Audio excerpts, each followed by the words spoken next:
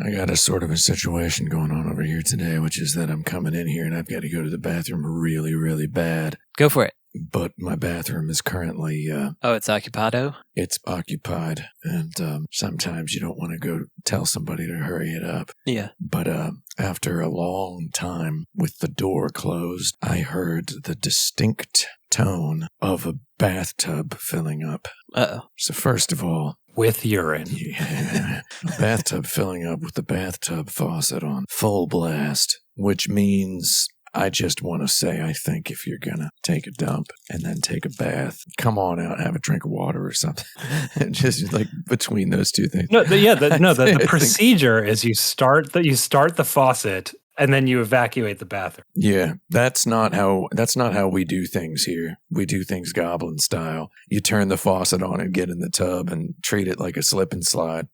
You just treat it like a ride. You're just like, wahoo, it's filling up. Remember when you were a child and you took a bath and it filled up and you enjoyed it while it was filling up? I don't know if that's a thing because I don't have that experience. We weren't allowed to take baths when I was a child. We had to take showers because that's what men do, apparently, we were told. So we played Little League Baseball and we took showers, not baths. That's like, sounds like a joke, but there it is, right? There it is.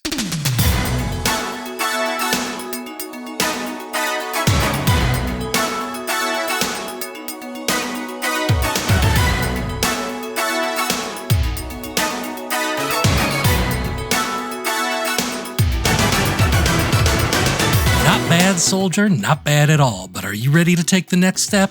This is episode 343 of the Insert Credit Audio Magazine, a show where I'll be asking questions on behalf of Alex Jaffe and occasionally interrupt things with a horrible buzzer. I'm Esper Quinn, and one of my favorite memories of playing a multiplayer shooter is trying the Overwatch beta at PAX East, getting a pin for being on the winning team, and then immediately selling that pin to someone in line for $50. Wow. Nice. Oh boy, I'm Frank Cifaldi, and I have to have a positive memory about a multiplayer shooter. You know what? Like, was it multiplayer or online? Did you say multiplayer? Multiplayer shooter. Local multiplayer counts. Okay.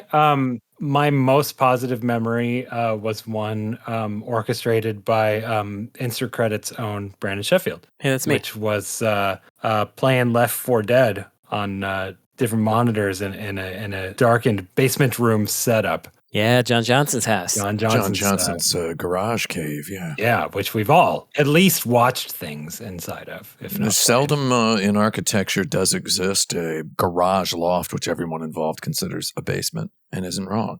It's a basement, but it's on the second floor. You can't call it anything else. It's a basement, right? Yeah, it's true. Is there another floor above that room? There is. There is. That's so weird for it to have a second floor that's also a basement that it owns. It's on a hill. So that's how... There's a lot of that sort of thing around. Like Mike Micah has a very famous basement that's actually an extended garage. Yeah.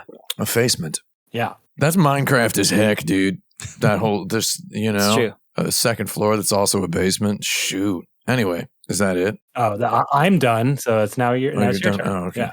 I'm Tim Rogers, and a positive memory I have of a multiplayer shooter is I went to college in the 1990s, so you figure it out, right? We had Doom in the dorm, and then at some point there was Quake in the dorm, and then later there was GoldenEye in the dorm. I was in a dorm for all three of those, so what can you do, right? Was not in a dorm for Halo, though, which I understand is the reason for this particular question. There is a theme today. Given the episode number, yeah, I this would of course be the Halo ranking episode if we'd thought about that. So, oops. I'm Brandon Sheffield, and I do have a lot of them. The one that comes most freshly to mind is an anecdote I've told on this show before, so I'll try to be brief, but it's the bit where I got Swery in line with me at TGS to play Titanfall, and we were playing Titanfall, and long story short, the other team did not know how to play first-person shooters, and I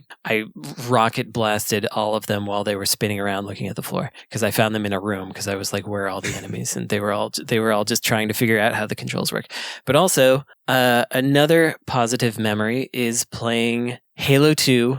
I was kind of weirdly anti first-person shooter because of browiness, which I think was I was just pulling the wool over my own eyes, I would say, regarding all of that. But the moment when I was playing Halo 2 against multiple young ladies who were much better than me at it and getting trounced and realizing that there was a ramp to get better and to learn how to play it and starting to get hold of twin stick controls. That's a very long moment, but the moment of truly appreciating first person shooters for the first time came to me from that interaction. So I think that's the top one, because before that I was like playing Doom on the Jaguar and feeling, Wolfenstein specifically, and feeling nauseous because of the frame rate and other things, and being like, clearly this whole genre is bad.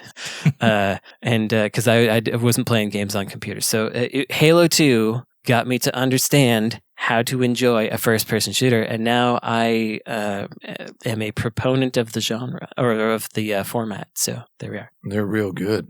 I really like your correction to format. Appreciate it. Yeah, well, From genre to format. I think that's right. Kind of took a while for shooters to get good on consoles, it feels like, and it's true. Halo is part of that. But it also took even longer for us to understand shooters being good on consoles, because like Alien Resurrection was actually pretty good. We just didn't understand that in the year 2000 for some reason. So the issue is not necessarily on a console, but with a controller. Yeah. Yeah, controls were bad, and also a lot of those early ones really did have frame rates that were completely inexcusable even then. And people just didn't have the words frame rate. People didn't know. A lot of people didn't know about 60 frames per second, so they just couldn't articulate it. Like a lot of them were just it was genuinely uncomfortable to play. Yeah. A lot of those. So let's start by going over the recent Summer Games Fest and Xbox Showcase. Did everybody watch everything and play all those games? Nope. Me neither. I watched literally nothing. I saw that the Xbox thing happened, and it looked like it had some good stuff in it. They had Gears. They had other venerable series.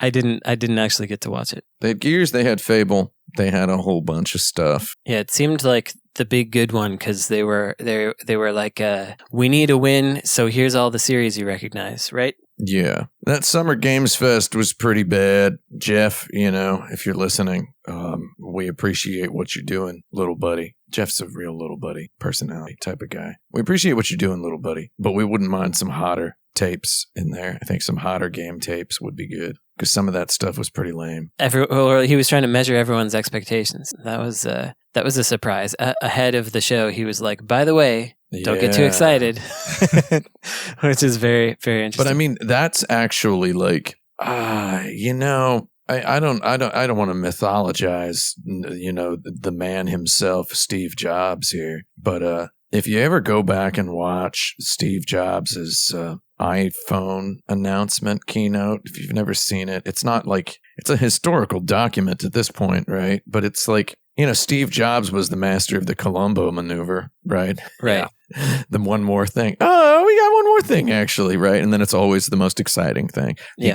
He kind of bores you. Steve Jobs was never boring. He had an engaging way of speaking, et cetera, et cetera. He's every Silicon Valley Stanford boy who thought they could be the next Steve Jobs, the paleness of the imitation is Nosferatu-esque. Like these guys, they're not my kind of guys. But Steve Jobs was pretty good at the talking and at the Columbo thing. And this is someone who, like, while he was still alive, there were at least 2 books published that broke down his communication style. Exactly. At least 2, because I've read 2 when I got into a point in my career where I had to present things and ask for money. Yeah, and that's basically what he was doing, was asking for money so that you could buy the iPhone, so they could make a better iPhone. Like it was like 3 months later, right? Like the iPhone 3G. But anyway, we've now not gone full circle with Steve Jobs, but we've gone about exactly 180 degrees from Steve Jobs, where instead of being kind of bored, instead of saying boring stuff in a fun way for an hour and then blowing people's minds with a Columbo maneuver, we've got Jeff Keighley saying, hey, this actually isn't going to be too good. He's doing like dad on Christmas sort of stuff, where dad bought you a car for Christmas, but he doesn't want you to know. But then he didn't. right? And then at the end, and the kid's like, "Oh, I thought you were just tricking us, Dad." My dad never did this because, but I've heard of dads that do. It's a cliched thing. Common dad maneuver. Yeah, we've got a basically an inverse Steve Jobs situation in Jeff Keighley, which I find really, that's why he's my little buddy. That's why we say little buddy over here when we talk about Jeff Keighley. This is a good job, little buddy. I imagine I'm his IMAX executive cowboy hat wearing parent. This is what I imagine. Good job, little buddy. I don't want to encourage him by calling him a little buddy, though. He doesn't seem like a little buddy. Anybody encouraged by being called little buddy is just too rich to live, I think. Right? I think my dog likes it. If Pocket hosted the Game Awards, I would encourage Pocket. I would watch that. That'd be a great stream. Good boy, Pocket. Good boy. You did it. So I had a slightly mildly interesting arc with this Xbox Games Showcase thing where I didn't watch it, but I was presented with the Perfect Dark trailer, and I could understand why that would appeal to people, but that was kind of like, it presented itself to me as the kind of shooter that I don't want, where you've got like stealth, you've got kind of like a heavy-handed looking story, and then you've got looking through walls. I know that's like a weapon that they have, but like looking through walls, which once you give that to me, I will ruin the game for myself, kind of thing. And so I was doing a little complaining, and then our programmer Shane, who he was like, "Oh well, then maybe you want this one," and he showed me the Doom: The Dark Ages trailer, and I was like, "Oh well, here we go." Now I'm just shooting things and blasting things, and I got a saw shield, and like now I'm back on board. You got me back in there. I think I wouldn't count out that. I'm not counting it out. It's just the way it was presented was not good for me. Is what I mean. I hate to have been saying this exact thing for like literally 20 years, but trailers are such trash. They're such manipulative trash. They are 100% of the time engineered to show what a group of people has committee decided the average audience member wants to see. So I would just say that given the involvement of like Crystal Dynamics, whose Tomb Raider games are pretty cool. Yeah. That Perfect Dark is probably going to be. I'm calling it right now. This is an Oscar pick for me. I think this one's going to be doing pretty good. I think it's going to be a good game. I was like, more than objecting to the game itself, which obviously I haven't played and thus cannot know, I was objecting to the idea that this is the presentation. Like, if this is what they want to present, then they aren't interested in my business specifically. Well, I'll tell you what I saw in that trailer is I saw graphics like I ain't never seen before. And I think that's basically the message of that trailer was graphics like, whoa. They were going crazy with the graphics. Sure, there's graphics. Did you notice the? Of course you did. The It's funny that it's also Mind Jack. Oh yeah. PlayStation 3 is Mind Jack, which is very funny to me. Oh, Messiah, dude, Messiah. Wait, no, I'm thinking about something else. I didn't play that, but at the very least, it's Mind Jack, and that's funny. Mind Jack's all right. It's fun. It's funny to do Mind Jack again. It's an idea that I feel like it's a very game designery idea. They're going for something there that I think they have to. Yeah, we're going to see something that's big. I should hope. I mean, this Perfect Dark, the new Perfect Dark, was the first game that I recall hearing described as quadruple A. Like, this isn't a joke or a bit. You mean the original? No, Perfect Dark, the new Perfect Dark. Oh, the new one. Yeah. This was a couple years ago. They described getting together a super group of developers to create a quadruple A video game. And looking at it right now, all I can assume is they were talking about the graphics, which are, again, quite good. So I saw some negativity about the trailer that got me bristling, which was, I like to pronounce the T in bristling. It got me bristling. That's also, a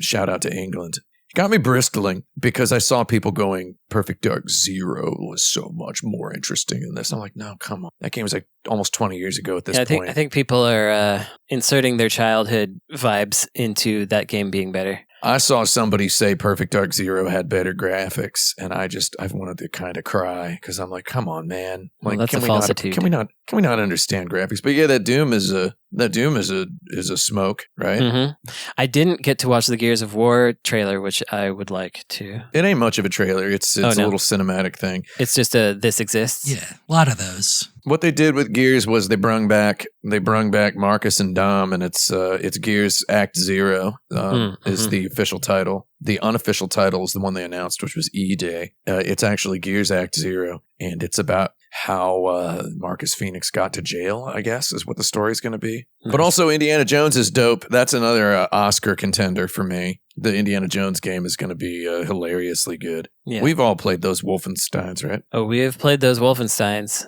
Yeah. Those are good. Have you played those, Frank? I have not. Oh, you want to play some good short video games that are real fun and really stupid? And if I were to recommend a shooter to you, I would recommend the first two of the new Wolfensteins, because it's like it's blasting Nazis, and it's short, and it just keeps giving you situations to be in that are engaging or interesting, and it's also got like a little jankiness to it here and there sometimes, but it's one of those games where you look at it and you're like, yeah, this is how you're supposed to do it. Get that on PC, play it 4K 120 FPS. It's probably like $3. It's just a really good time. It's just some really cool characters in there. Yeah, really good, fun, weird, stupid. I mean, it very much feels like a 1990s arcade game that has been made in the 21st century for 3D. Gets big recommend from over here. Big side, and anyway, they're making Indiana Jones, so. Good on them. That game looks really cool. Yeah. I liked the trailer for Indiana Jones where they just decided to show you that they've made a full-scale Indiana Jones adventure story, because the previous trailer was just the action, which of course, is just a big no-duh. The action is of course going to be hot. So it was neat to show the production value of the cutscenes as well. What about Sony? Sony sucked. I think Sony's stuff sucked. That's all we have to say about that. On there. They got Astrobot, which is... I like Astrobot. Astrobot is Sackboy for people who love iOS 7 in 2013. That's all I have to say about that. It's another Steve Jobs reference. Johnny Ives Sackboy. There we go. That's it. Johnny Ives Sackboy. Oh, it's better than Sackboy. I just want to throw in that, I'm not going to say I was protesting or anything, but this is maybe the first time where I decided to be okay with just not caring and not watching any of it. And that's good. If anyone's kind of on the edge of wondering if it's okay, it worked for me. I have no idea what's going on. And I've been enjoying that, games come out and then people talk about them, and that's how I hear about them. And it's kind of nice. In a couple years, you're going to hear about Slitterhead, and it's going to be great. We'll get you ready here and just tell you that Indiana Jones is going to be legit, dude. I already knew that. Yeah. So, I've seen the trailer. So let me tell you, I'm up to the minute on it. It's going to be hot, dude. That was a good one. It was always guaranteed, but now it's more guaranteed. I will say one more thing about this whole all these showcases, which is that there were too many of them. They were all too long. There were too many games, and I understand why this happened, because everyone's trying to get noticed, but the opposite effect will happen where nobody's. We were in 3 showcases ourselves, which is too many, and many of those showcases we were in were 3 hours long. Just like 90 games. As of recording, Nintendo's hasn't even happened yet. Right. I mean, I described it on Twitter as like speed dating 1,000 people. How are you going to remember anyone? Yeah, and so this is why we were in 3, because it's like, okay, it decreases the chance, but also it increases the amount of stuff you have to wade through, because everyone's trying to do that. So it's definitely an untenable situation.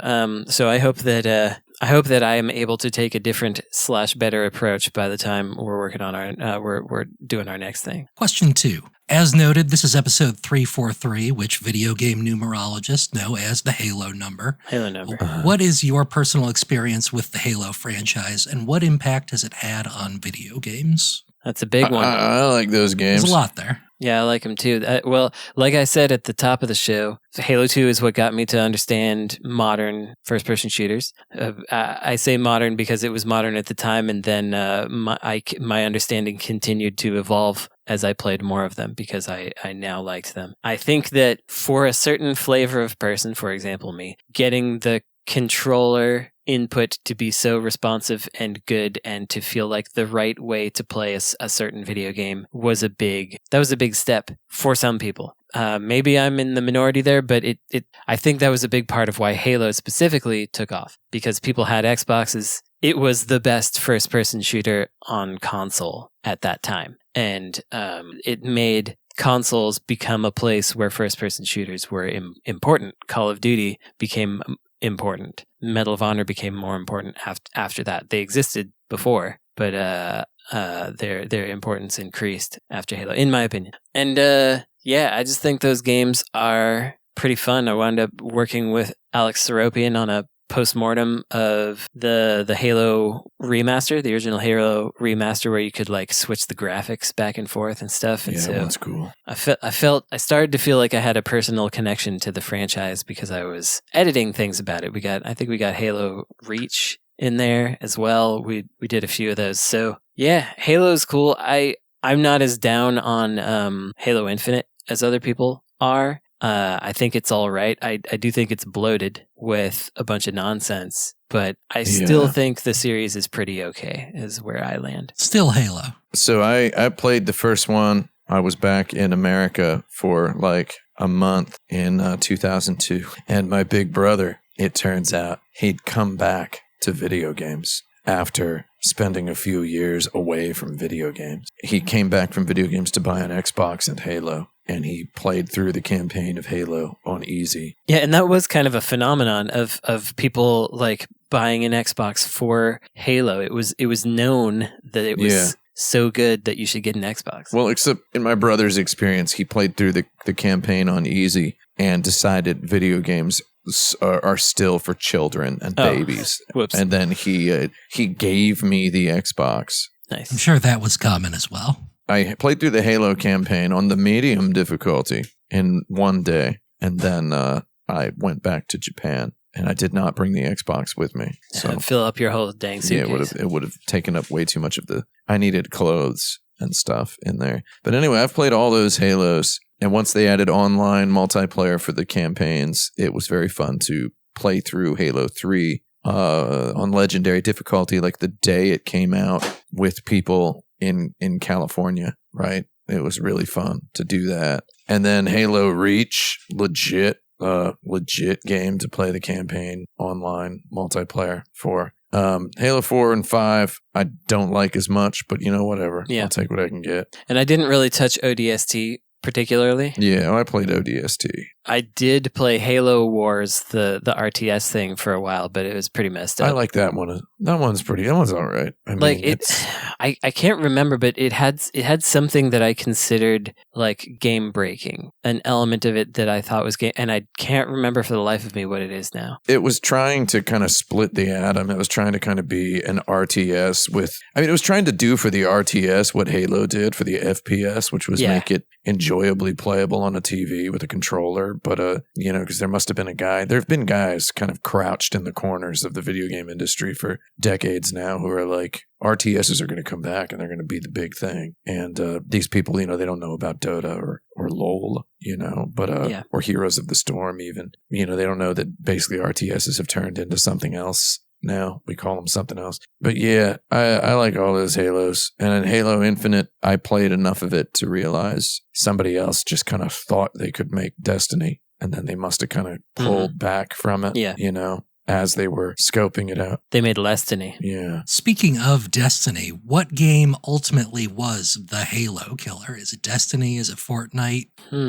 Yeah. I think the Halo killer was just... It was Halo itself. Microsoft? Yeah, Microsoft. The Halo killer was the god-darn teleporting enemies they introduced about 1/3 of the way into Halo 4, in my opinion. When you add teleporting enemies into a shooting game who seem to teleport like when the raycast hits, that's god-darn fighting words typed by a programmer, in my opinion. And I don't like the invisible ones either. Invisible guys, teleporting guys, they just they wheel them all out fearsome new alien races, they would say on the back of the box. And then it's they're fearsome because they're invisible and they can teleport. Yeah, and then just suddenly you're dead. And it's like, cool. What did I learn from this? I think the Halo killer was ultimately just video games that learned from Halo. You know, like when Tiger Woods showed up in golf, there were just middle-aged men filling their trousers with big old chunky turds, chocolate chowder, right? Just filling their diapers because they were freaking out at this guy. They'd never seen nothing like it.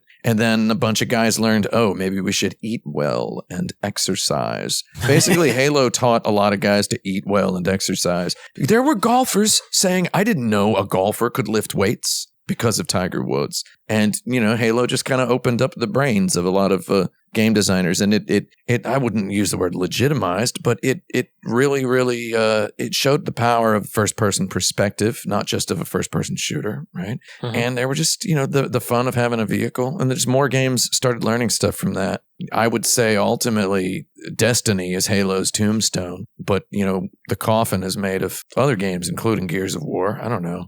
It's made out of parts of Halo. I see where you're going with it. Yeah. So that's what I think. What does Frank think? What do you think?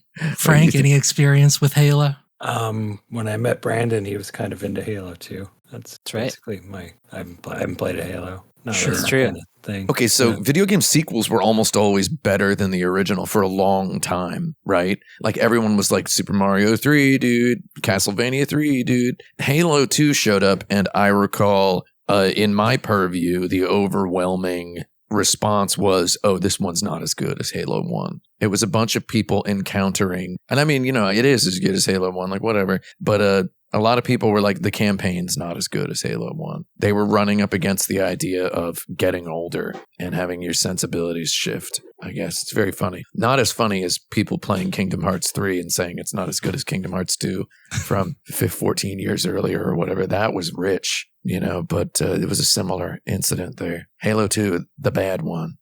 I do think it's interesting that Halo comes along as consoles sort of get online connectivity and really shows this is the use case for the internet on consoles. And then Destiny comes along and says, hey, what if it was all internet and it was constantly running Halo?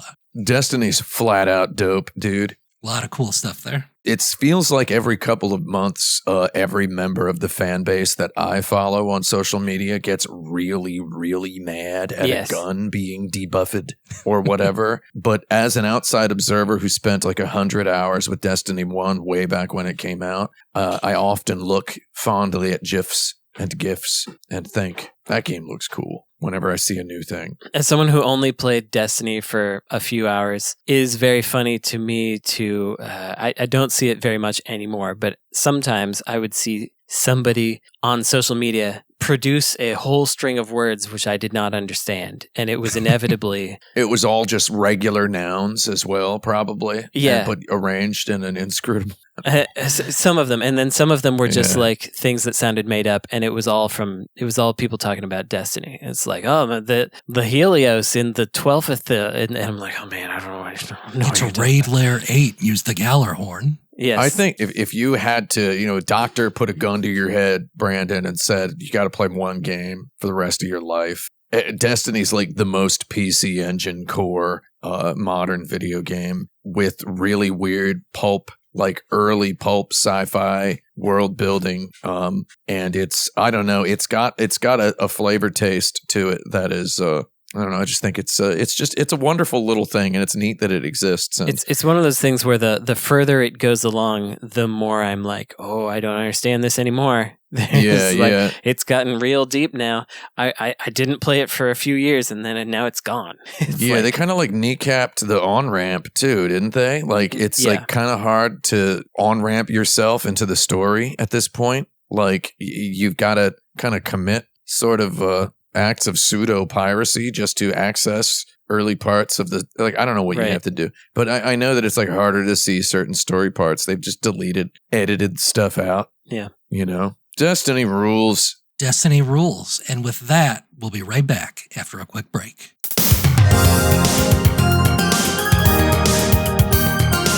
The following ad supports the Insert Credit podcast, but is not necessarily endorsed by its individual members.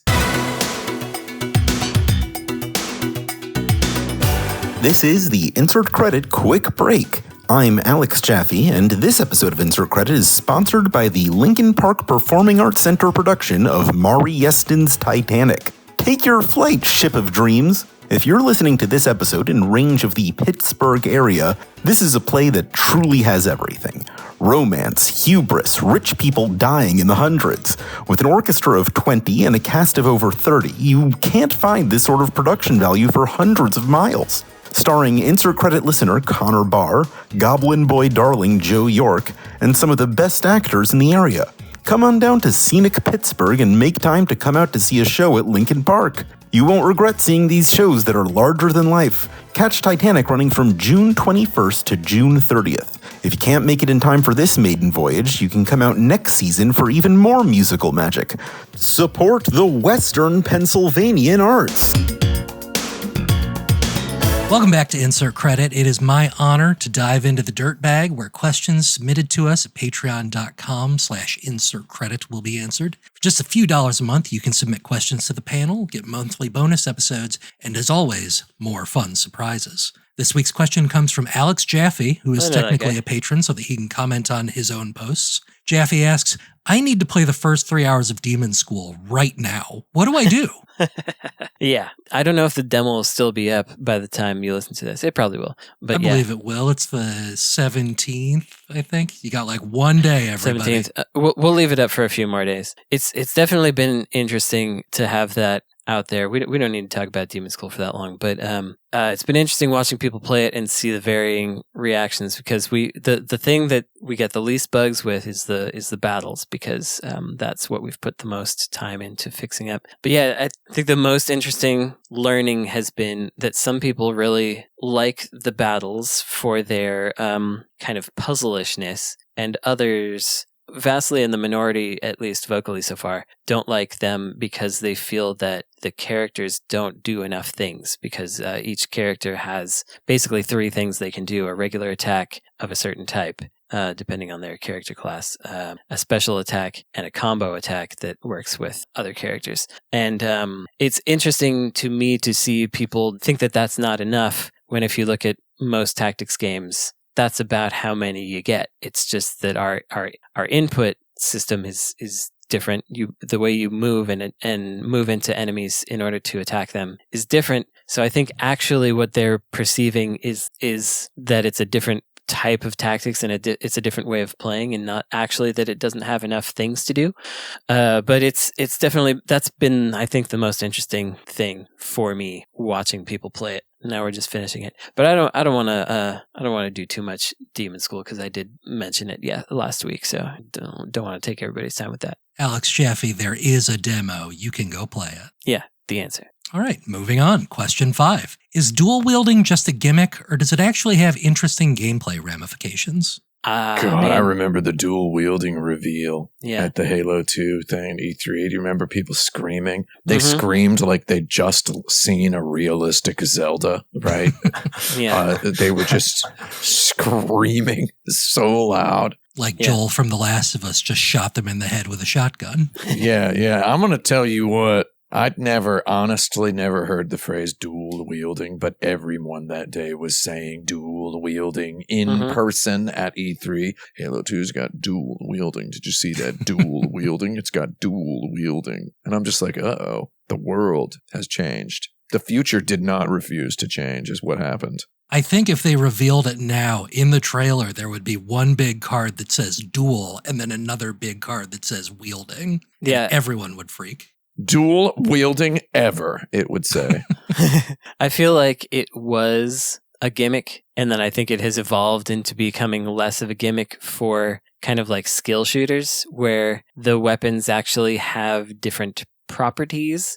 But at the time, it was really like 2 ways of doing damage, but they're basically the same because you're still doing Chief's damage. got 2 Uzis firing on the exact same vanishing point in the middle of the screen. He's just able to fire 2 guns, and they're both little.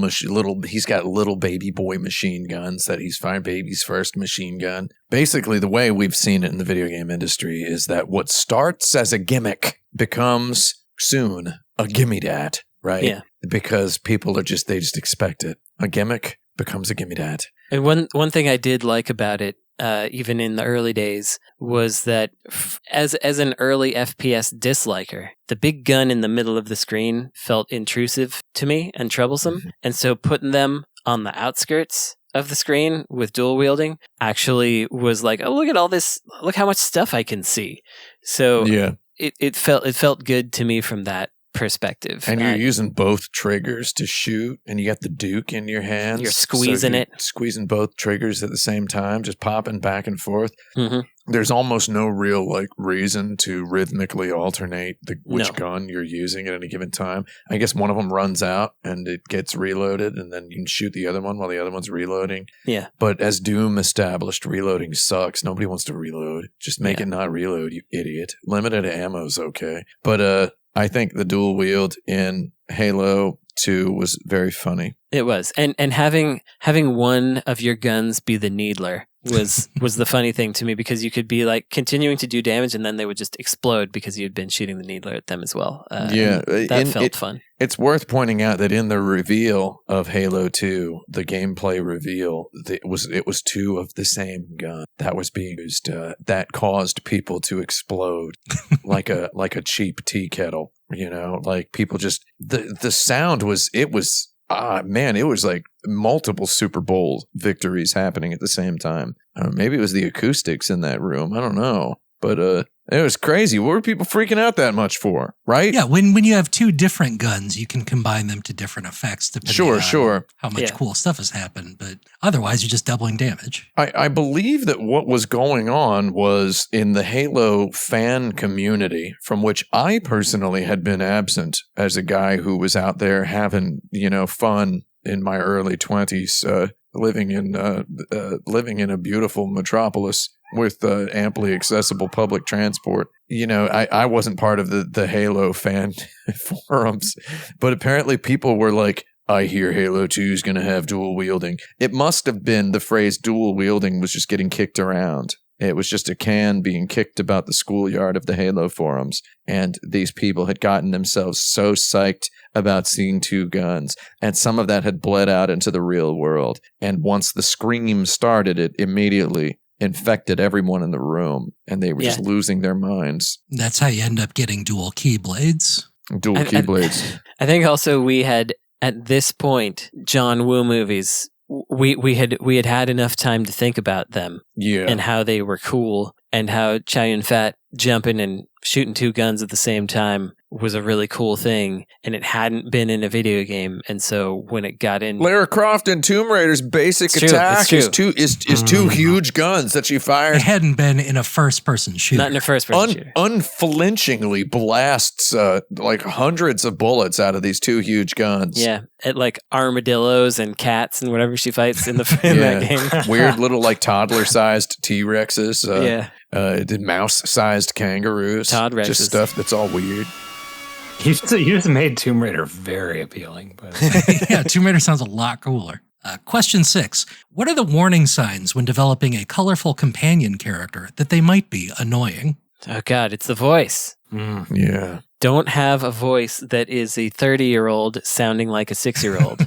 That's the thing. Man, I watch these animes, and people will be like, "Oh, watch this one. It's really good. It's really emotionally affecting." And then there's like a monster that comes up, and it's literally a guy going "rah," and it just sounds like a man doing the sound that I just made without any It's like, how do you get past that? And so apply that same to your little mascot character. Make him a little weird. Make him gruff. They can still be cute, but don't make it sound like an adult doing a pretend squeaky child voice, because that's really obnoxious. And definitely don't make it sound like an adult doing a squeaky, bratty little sister voice, because that's got to go. It does. Let's eradicate that trope. Let's do it. Mm-hmm. I don't need bratty little sisters as sidekick buddies. I want bratty little sisters as main characters. Yeah. That's not true either. But, it's possible to do sidekick characters, like little mascotty things that are fun and cool. But most of the time, they give you the vibe that, oh, right, this thing I'm watching is for children. I see. My mistake. But it isn't always.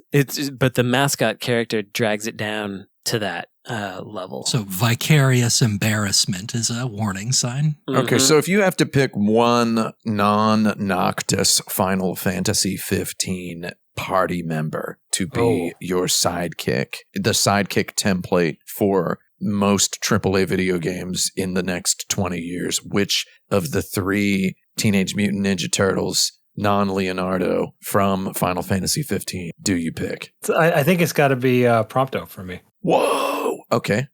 Interesting. So first of all, he provides value in that he's taking photographs. All right. And second, I think a sidekick can't be cooler than me. So Right, whatever, that's true. Brutus or whatever is out. I don't remember his name. He's also very supportive. Bluto. His name is Bluto. Bluto. Oh, right, because Brutus was like after they were making the color versions of the right. Okay, like Fleischer was Brutus. Anyway, that other guy's Ignis. Ignis. Ignis.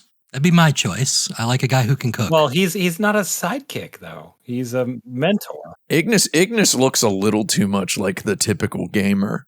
So we've Yeah. got to like not, I want him out. I want him out. Also, his voice is like that's not a sidekick. He's kind of got a butler voice going on. Yeah. He does kind of have a butler voice. He's funny to listen to because he's got his butler voice and he says "never miss," and I like to hear "never miss." And what he says all the time to me is tremendous Noctis. I don't know. Don't you want a sidekick who's kind of a mentor? If they're going to be a tutorial character sometimes? That's an okay idea. Who's yours, Brandon? Well, I was thinking about possibly Ignis, but I think it's probably also Prompto for me because even though Prompto is a little annoying, Prompto is also positive and supportive and also feels like a sidekick. Well, and also I think a sidekick should be someone that you kind of watch grow. And I feel like Prompto did. Has some that's character fair. development. Has some Like you want to feel like a mentor to your sidekick. Yeah. Otherwise, you're just kind of a psychopath. Tim, would you be picking Gladiolus because you can go on muscles? I would be 100%. It's an absolute no-brainer, Gladiolus. I want big, tough dude who Sure. has hard-learned life lessons, who is cool and underspoken. I agree with you for a real life sidekick. For a real-life sidekick? Okay, what Yeah. about for a sidekick in a video game where the main character's a little bit cooler than Noctis? No offense to Noctis. A main character who's got a little bit more personality than Noctis. I think a cool, big, tough guy kind of fits. I still want Prompto, but I get the thing with Gladiolus. It's just with him, I don't want to hear Blah, blah. all the time. I played it in Japanese, so I don't know what any of that means. Too much grunting, too much, and he's always like annoyed in a way that doesn't feel related to me or the situation. Yeah. And while Prompto is often enthusiastic and happy about things that don't feel related to me or the situation, I am more pleased with that result. I don't know. I got kind of like a jazz guy vibe from Gladiolus in Japanese. So like maybe he comes across as differently textured. Yeah, And then interesting. Prompto's just kind of got a rat boy voice. Like you can imagine him with Mickey Mouse ears Mhm. in Japanese. So maybe a couple of the performances were retuned in the English version. Might So be. basically, what about who would you rather have as a sidekick in real life, Kiryu or Majima? Oh my god. Oh, Kiryu for sure, because Majima is too extra for me, and that's too. Seems like a lot to handle. It's a lot for me. All right. I need my indoor time. Yeah, I take back my reaction. That's a no brainer. Like yeah. So okay, now here's the final question: which celebrity? We have to cast one celebrity to be the sidekick in all AAA video games for the next 20 years. Who's it? Chris gonna Pratt. be? Oh, stop it! Seems Stop like it. Keanu Reeves did a pretty good job. Keanu Reeves would be. I think Keanu Reeves is too main character for me. He's good at being a side character, but he isn't anymore. Well, I mean, in Cyberpunk 2077, he was a sidekick, but also he was basically the main character of the story, even though he was dead. Spoilers. I got to think about what voice that I want like talking to me Mhm. most often. I got to go Werner Herzog. Oh, Wiener hot dog. I was going in a similar direction and thinking that Schwarzenegger would be a really funny sidekick. Oh yeah. Oh yeah. Keith David shows up in a lot of video games as is. I feel like Keith he'd be David. okay. He's in god darn Halo, the Arbiter in Halo. Heck of a voice, that guy. Did you know that Keith David, his first acting job, professional in a movie, was The Thing. And his second was They Live. They Live. Nobody else wanted to give Keith David the opportunity in between those two films except for John Carpenter. That's wild to me, because that guy's voice is like, you hear that and you're like, well, there's a voice. I got to put that in my product of any kind. That guy should be in movies. Yeah, put him in there. And so like 4 years apart, basically, Keith David had no large scale paying work. I think he was doing theater and stuff, but he was like about to be out of movies before They Live happened. So, and now he's on Rick and Morty, so he wins. Good job, John He's Carpenter. the president of the United States on Rick and Morty, thanks to John Carpenter. Yeah. One last question for the lightning round. Speaking of buddies, do you think you could be friends with Master Chief in real life? Nah. I don't think so. I got him talk enough. That's how I feel. Because I think that he's a sociopath, not necessarily in a bad way. He's focused on a specific goal. He only has certain things that he's interested in. He doesn't want to be your friend. He just wants to accomplish the goal that he's got set out. And he's also his personality is a little malleable from game to game. But the consistent the TV show. Yes. I didn't watch the show. Was it any good? Neither did I. I don't know. Jaffe did plan for this eventuality when writing the question, so I have an addendum. If you don't want to be friends with Master Chief, do you think you could get him to like you anyway? I feel like he's a little too subtle a characterization to have like kind of a fun conversation about. If he were a Final Fantasy 15 character, yeah, sure. It's like, but well, he is in the mod that I made. Nice.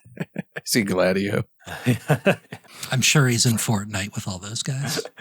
Oh my The entirety God. of the mod, I changed nothing except that the character model for Gladio is Master Chief. He gets power armor. Is Master Chief in Fortnite? He's got to be. Serious question. Right? I honestly don't know. I like that none of us know. That makes me better. Boba Fett is in there. Mandalorian's in How there. could he not be? Is Samus Aran? If you had Boba Fett, Samus Aran, Mandalorian, and Master Chief all in the same thing, that would be really cool, right? You get Doom Guy in there. Doom Guy, yeah, but Doom Guy has exposed arm muscles. Sure. I want people completely surrounded in their costume. The answer, I think, was yes and may not be anymore. Well, I mean, if he was in there, then if you got him, you can still use him. Yeah, you're still going to run into Master Chief. You're still going to see. So there's Master Chief is in Fortnite. So in other words, basically this question boils down to, can you be friends with a guy who dabs and flosses all the time? Yeah. A lot of teabagging in the past. It's true. Yeah, a guy who's basically the guy who invented teabagging. That's true, yeah.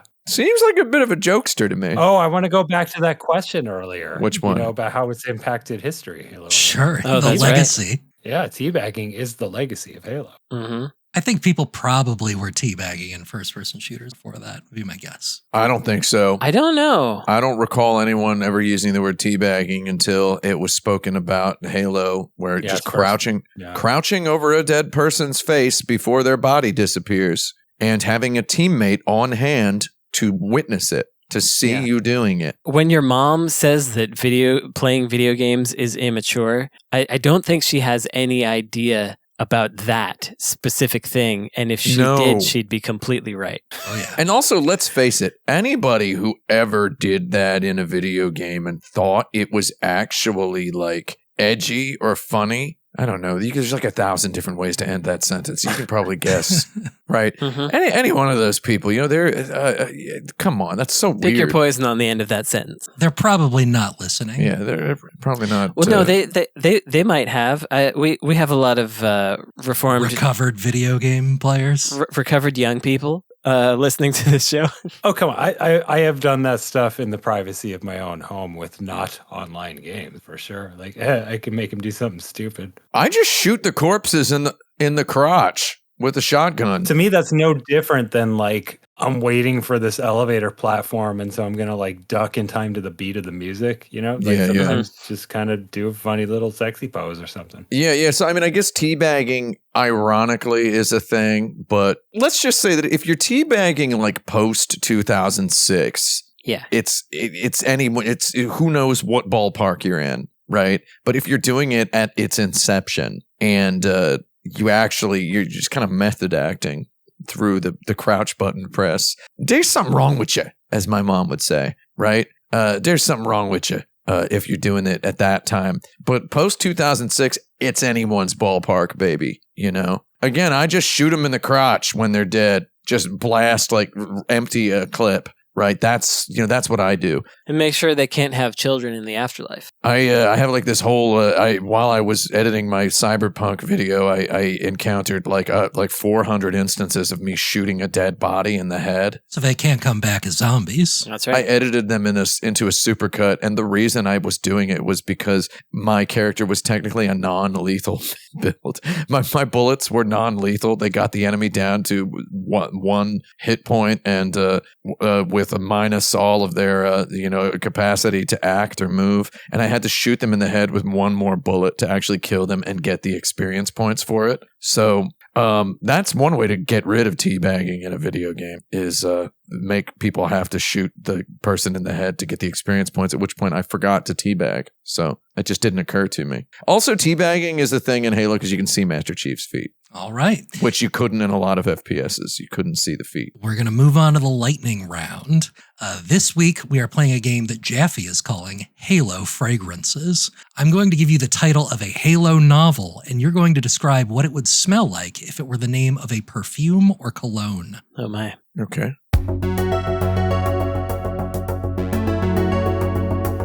We start with Ghosts of Onyx. Just kind of like a sort of a tobacco smell, I think. Yeah, I was gonna go with mahogany, like a earth, rich woody wood. Yeah. Yeah, I'm going more for like, I don't know, almost like when I think ghosts, I think like cold. I was thinking more like an herbal, like a mentholy kind of thing. The next one is Envoy. Envoy. It smells like the ocean. Mm-hmm. I was thinking that too, actually. Sure. Because its Envoy sounds like Bon Voyage. So I like that. Well, see, I started with like truckers, and then I just like, it's nicer than trucks and ships. Envoy it sounds like the name of a cruise ship to me. Trucks of the sea. Primordium. Primordium. Smells like red meat. Yeah, I think it's Axe body spray I can see that. variant. Yeah. I think there's a little cinnamon in Primordium. Sure. Mortal Dictata. Mortal Dictata. Yeah. Mortal Dictata, it smells like tea. So that you can because dictata sounds a little bit like teabagging. It smells like potatoes and lavender. Divine Wind. Divine Wind. Man. Divine Wind. I think that they just give up and make this one smell like patchouli, and then everyone hates it. I think it's frankincense. I feel like they would just put on the bottle that it smells like sea breeze. Frankincense. We already did sea breeze, unfortunately, for Envoy. Well, I think what you do is you get a little bit of frankincense and salt and like seaweed. All right. First Strike. That's also Axe we body already spray. did Axe. Yeah, it's just a different I Axe. think a couple of these are going to be Axe. First Strike would be cinnamon and sandalwood. No, which are so sandalwood is the one smell if you're a man and you want like the old Russian lady at the pastry shop to tell you smell nice, you put sandalwood moisturizer on your face. So whatever that means, that's First Strike. I think First Strike should actually be like a smoky smell, because it's like a match. You get, I don't know, you Little cedar, smoky smell. cedar and sandalwood, man, is already pretty smoky in my opinion. Sure. So you get your woods. Yeah. Silent Storm. Silent Storm.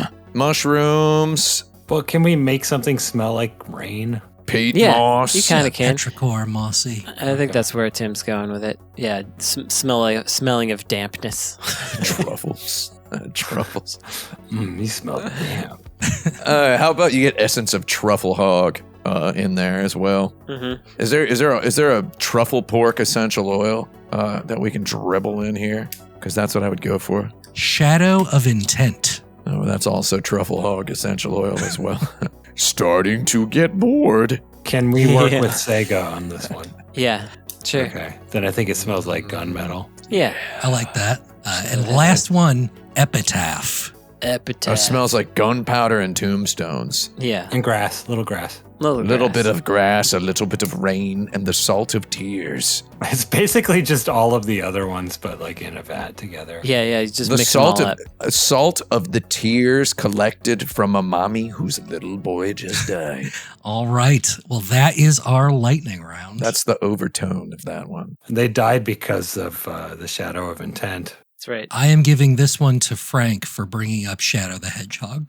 Frank, you're the winner. Congratulations. Oh. Does anybody have any recommendations? Boy, this week has not been kind to my looking at things, but I did just watch the commentary for Big Trouble in Little China that had the visual effects director, and in addition to a lot of relatively racist caricatures that he does when talking about his the people he worked with, he also talks about a lot of drug use. And also how the effects work was done at that time and how much money there was in effects because directors and studio executives didn't understand how it worked. And so they were kind of given big budgets and carte blanche. And it was just for like a few years until CG came along. But from like the very late 70s to the mid 80s, the effects people were they were like running the show to some extent. So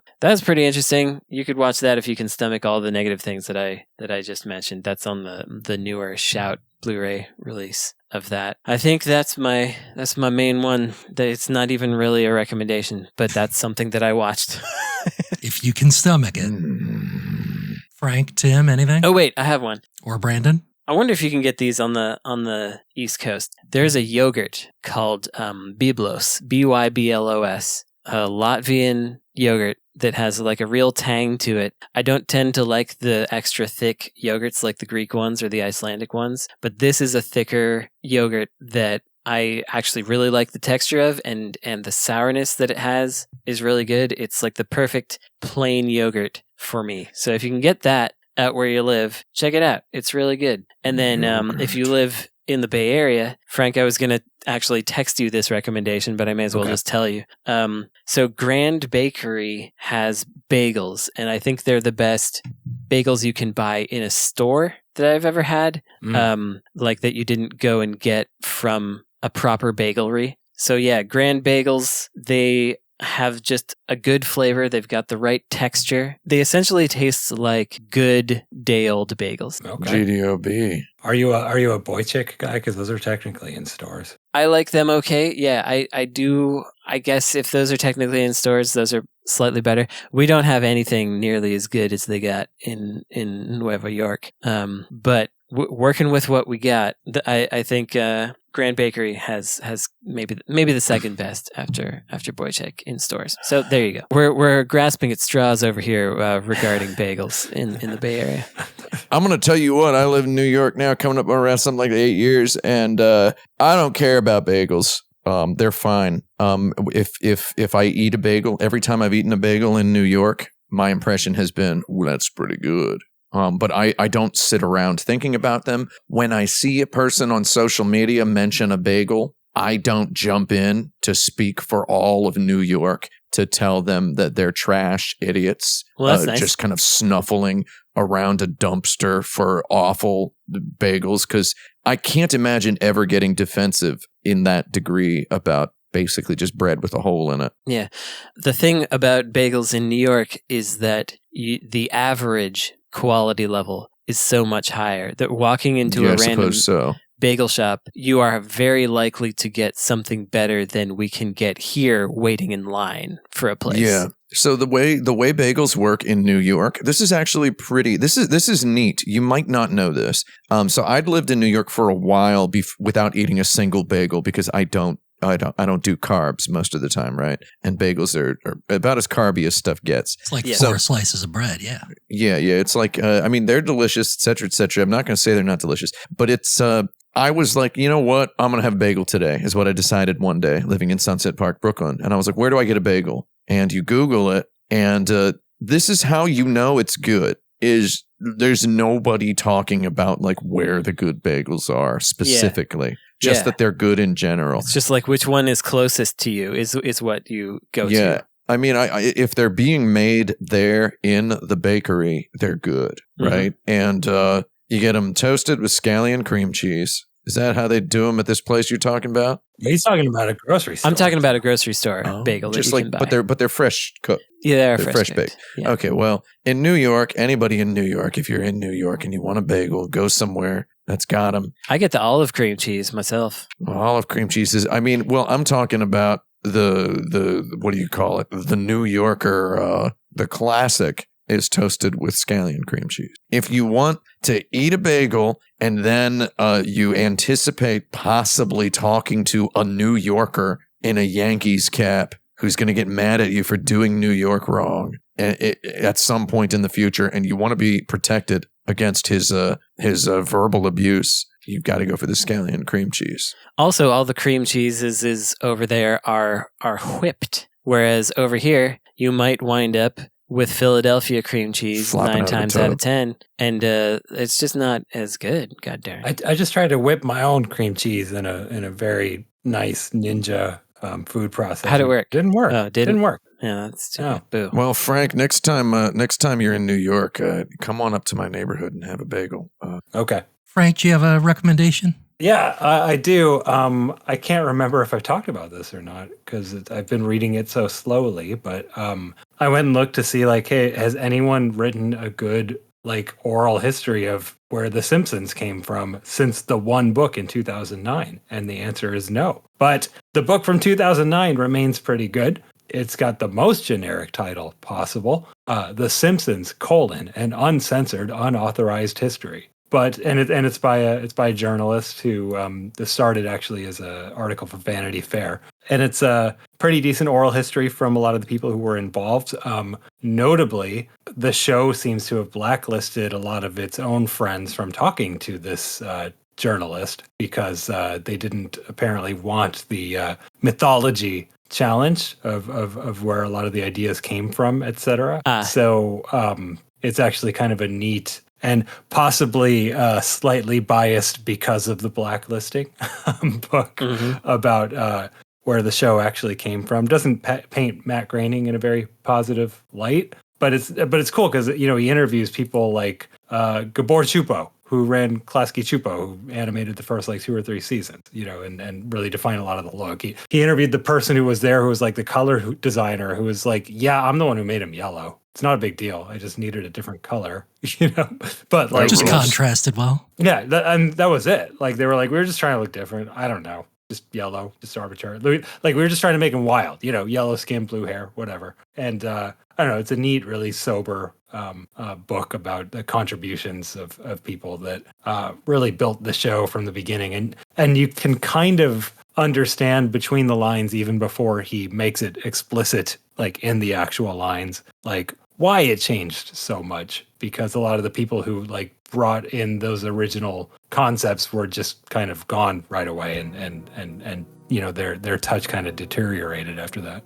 All right. Interesting. Well, I have some recommendations. If you've enjoyed this episode or any episode of Insert Credit, please rate and review our show wherever and however you can. You can also support us at patreon.com/insertcredit, where you could become a patron to submit your own questions, listen to monthly bonus episodes, and all the other stuff I said in the middle of the show. You can also join our community at forums.insertcredit.com or find videos of these episodes on YouTube. We also have a 24/7 YouTube stream playing old episodes. Oh, yeah. Check that out. This episode is edited by me, Esper Quinn, with questions from Alex Jaffe and original music by Kurt Feldman. I'm Esper Quinn.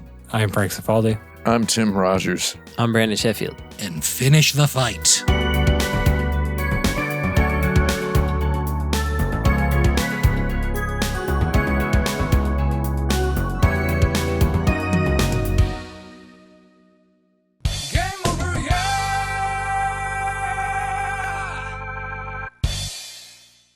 Man, Destiny 2's final got an expansion out now called The Final Shape. That is so goofy. Yeah. That is so hilarious. The Final Shape. We're going to run out of shapes at this point. It's a triangle, but it's a little different.